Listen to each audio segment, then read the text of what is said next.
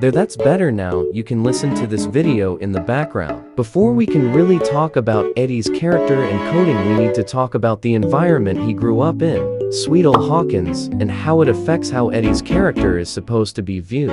Hawkins is a small Midwestern town located somewhere in Indiana, home of Steve the Hare Harrington, hot cops, and goddamn fearing Americans. Hawkins is implied to be more of a Christian community, quick to shame and shun anybody who doesn't fit the cookie cutter, which leads to us getting the most stereotypical cast of kids from the very beginning. All these kids are completely normal, fitting perfectly into their roles in Hawkins. So where does that leave our beloved boy Eddie? Well, Eddie is described from the beginning as outcast, a freak, a social reject, and against anything Hawkins stands for. Just based on that alone, and the fact Hawkins is the way it is, I can easily tell you that Eddie is in fact queer.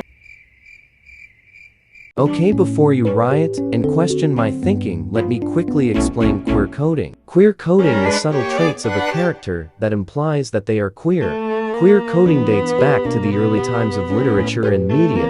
The reason why it's so subtle is because it was made for only queer people to really get.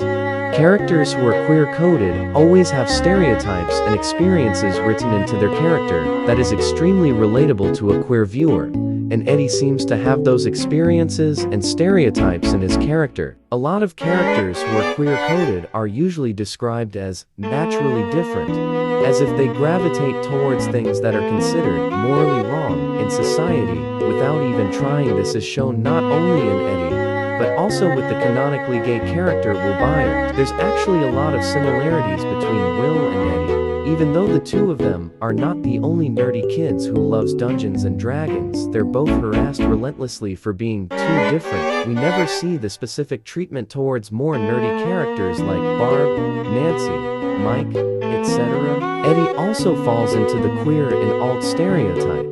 A lot of alternative people associate with the queer community due to the whole point of being alternative is to shun away societal norms, whether that be heteronormative. There's a lot about Eddie's character I can talk about that implies he's queer, from the black handkerchief he has to the handcuffs that are in his room.